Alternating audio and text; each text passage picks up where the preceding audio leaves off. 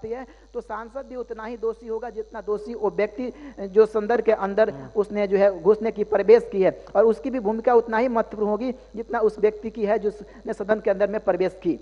बिल्कुल, क्योंकि एक बड़ा सवाल इसलिए भी क्योंकि अब सांसद साहब अगर अपने लेटर हेड पर कुछ भी लिख रहे हैं या कुछ भी लिख कर दे रहे हैं तो एक बड़ी जिम्मेदारी है ये अपने लेटर हेड पर कुछ भी लिख कर देना। तो क्या उन्होंने इससे पहले कोई जांच पड़ताल नहीं की होगी कि किन लोगों को वो परमिशन दिला रहे हैं या किन लोगों को वो ले जाकर उस पब्लिक गैलरी में ले जाकर खड़ा करेंगे? ये एक जिम्मेदारी तो उनकी भी बनती है जांच पड़ताल की। बिल्कुल बनती है, क्योंकि पूरी की पूरी जिम्मेदारी जो है जो लोकसभा के जो कार्य संचालन विधि है उसके अंदर ही इसका प्रावधान किया गया है। लोकसभा संचालन विधि जिसके द्वारा सदन की पूरी प्रक्रिया और कार्रवाई का संचालन किया जाता है, उसी के अंदर जो है। बिल्कुल जितेंद्र जी, आपको रोकना चाहता हूं, हमारे साथ समाजवादी पार्टी के सांसद एसटी हसन फोन लाइन पर जुड़ गए हैं। एसटी हसन साहब, स्वागत है आपका एएमपी नेटवर्क पर। हसन साहब, आज 22 साल बाद एक बार फिर से संसद की सुरक्षा में एक बड़ी चूक, पब्लिक दीर्घा से दो लोग नीचे कूदते हैं और स्मोक बम के साथ वो कूदते हैं, और वो तस्वीरें भी साफ नजर आ रही हैं जब एक पीले रंग की गैस दिखाई दे रही है। जी जी, देखिए हम लोग 0 आवर पे अपने डिस्कशन कर रहे थे। अचानक दीर्घा गैलरी में एक आवाज हुई, एक नारा सा लगा संविधान बचाने का। हमने देखा पलट के तो एक आदमी तो लटका हुआ था और एक आदमी कूद गया पार्लियामेंट के अंदर। वो लटका हुआ आदमी भी कूद गया और वो टेबल के ऊपर कूद का वो आगे आया और इन्होंने अपने जूते में से कोई चीज निकाली जिससे गैस फैलानी शुरू कर दी पीले रंग की। पार्लियामेंट में पूरा हड़कंप मच गया, क्योंकि हमने सुबह तो श्रद्धांजलि दी थी 23 साल पहले जो पार्लियामेंट में टेररिस्ट अटैक हुआ था, तो दिमाग में वही सब चीज थी। तो ये भी खौफ हुआ कि ये टेररिस्ट आ गए और कहीं खुदा न खास्ता ही इनके पास छोटा मोटा हथियार तो नहीं है या कोई छोटा मोटा बम तो नहीं है। लेकिन सांसदों ने ही हिम्मत जुटाकर जो अंदर आया था उसे पकड़ा और उसको मार्शल के हवाले करा। मेरा तो ये मानना है कि इतनी बड़ी चूक कैसे हो गई, जबकि हमें मालूम है कि आज 23वीं बरसी की पार्लियामेंट पे टेररिस्ट अटैक की और एक खालिस्तानी आतंकवादी ने कनाडा से भी ये धमकी दी थी कि नई पार्लियामेंट के ऊपर हम हमला करेंगे। तो हमें सिक्योरिटी और टाइट करनी चाहिए थी। अगर ये खुदा न खास्ता अपने जूते में छोटा मोटा बम ले आते तो 4 सांसद खत्म हो जाते तो क्या होता, या इनके पास कोई छोटा मोटा हथियार ऐसा होता जिससे गोली चला देते। बिल्कुल एसटी हसन साहब, मेरा सवाल ऐसे में यही है, क्योंकि अभी हम अपने पॉलिटिकल एडिटर के साथ भी यही चर्चा कर रहे थे कि अगर इतनी टाइट सिक्योरिटी है, कई लेयर से गुजरना पड़ता है तब जाकर आप पब्लिक गैलरी तक पहुंचते हैं, उसके बाद भी कैसे ये स्मोक बम लेकर वहां तक पहुंच जाता है? ये कहां चूक हुई होगी? देखिए, मेरा तो ये मानना है कि हर आदमी की पूरी तलाशी हो, जूते उतरवा के तलाशी हो, अंडर गारमेंट्स की भी तलाशी हो, उसके बाद संसद में एंट्री की जाए। लेकिन ऐसा नहीं हुआ। हम नई संसद में जो हालात हैं, जैसे आपने देखा 23 साल पहले पुरानी संसद में हमला हुआ, लेकिन संसद के अंदर टेररिस्ट दाखिल नहीं हो सका, क्योंकि पुरानी संसद में 3 रिंग्स हैं सिक्योरिटी के। एक रिंग के बाद दूसरा तीसरा, फिर संसद में जाएगा। इस लोकसभा में डायरेक्ट जा सकता है संसद के अंदर लोकसभा। तो हमें इस बात पे भी ध्यान देना पड़ेगा कि सांसदों की सिक्योरिटी, संसद की सिक्योरिटी कैसे की जाए, सारे चीजों को देखते हुए, और इस बात को भी देखा जाए कि ये इनके पीछे कौन लोग हैं, ये कौन, किसकी ये साजिश है और ये लोग क्या चाहते हैं। बिल्कुल हसन साहब, क्या आपको ऐसा लगता है कि पुरानी संसद की तुलना में नए संसद की सिक्योरिटी कमजोर है या वो कम सेफ है? हाँ बिल्कुल, मुझे ऐसा लगता है, क्योंकि उसमें 3 सिक्योरिटी रिंग्स हैं।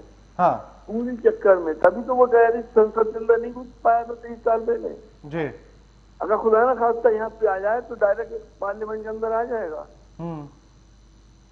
क्योंकि जब भी हम किसी नई चीज को बनाते हैं तो हम पहले से ज्यादा बेहतर करने की कोशिश करते हैं, तो आखिर इन चूक के पीछे आपको क्या क्या खामियां नजर आती हैं हसन साहब? देखिए ये वक्त किसी को क्रिटिसाइज करने का नहीं है, हम्म जो चूक हो गई वो हो गई। आगे के लिए हमें अच्छी सिक्योरिटी का इंतजाम करना चाहिए और ये देखना चाहिए कि इसका मकसद क्या था और ये कौन लोग थे, इनके पीछे कौन है। जी इस संसद के अंदर भी बिल्कुल हसन साहब, जो अभी खबरें निकलकर सामने आ रही हैं, एक खबर यह भी है कि मैसूर से बीजेपी के सांसद हैं प्रताप सिन्हा, जिनके लेटर हेड पर ही इनको परमिशन मिली थी कि ये दोनों पब्लिक गैलरी तक पहुंच सकते हैं। अब बीजेपी की सांसद के द्वारा ही अगर ये इस तरह की परमिशन दी जा रही है, तो क्या उन्होंने पहले से कोई जांच पड़ताल नहीं की थी कि वो किन लोगों को परमिशन दिला रहे हैं? देखिए ऐसा होता है, पूरी लोकसभा से जहाँ पे 30-40 लाख लोग होते हैं, वो आगे सांसद से अपनी रिक्वेस्ट करते हैं कि सर मैं फला जगह का रहने वाला हूँ, मुझे संसद देखनी है, मुझे अंदर दिखवा दीजिए।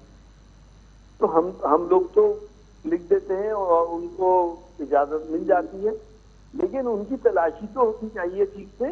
बिल्कुल, ये जिम्मेदारी तो वहाँ की सिक्योरिटी की है कि वो देख के भेजे कि किसको भेज रहे हैं किसको नहीं भेज रहे हैं। सांसद तो बेचारे अपना पार्लियामेंट्री कॉन्स्टिट्यूएंसी के लोगों को टिकी देते, मना हम कर नहीं सकते।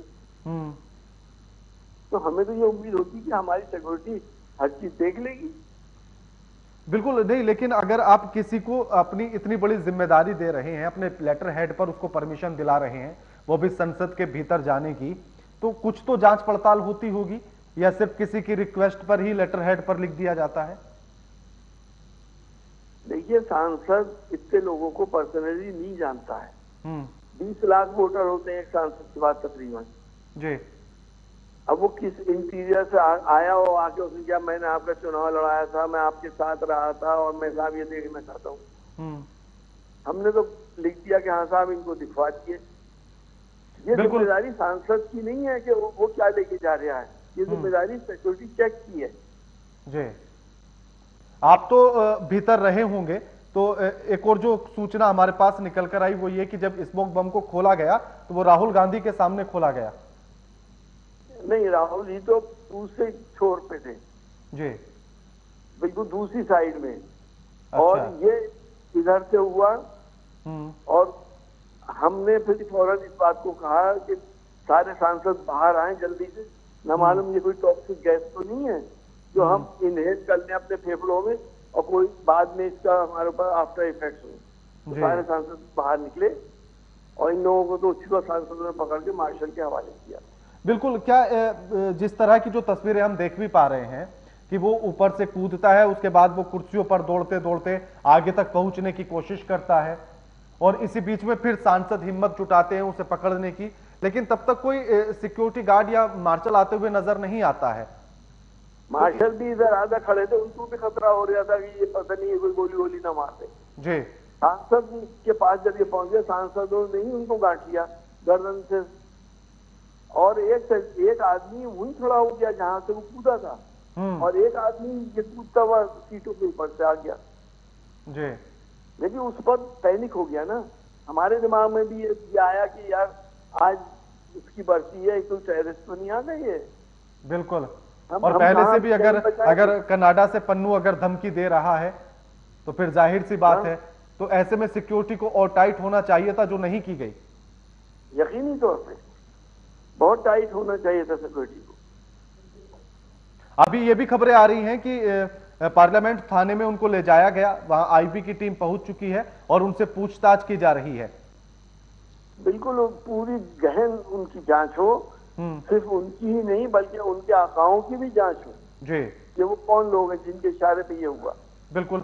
एक और बड़ा अहम मैं ये पूछना चाहता हूं कि जब वो कूदे तो क्या वो कुछ नारे लगा रहे थे या उनका कुछ मकसद समझ में आया कि अगर वो वहां आए तो किस वजह से आए? हमारी समझ में एक नारा यह आया कि संविधान बचाओ, तानाशाही नहीं चलेगी, इस तरह का जी। ये वो कह रहे थे, लेकिन हम लोग खुद पैनिक ही हो गए।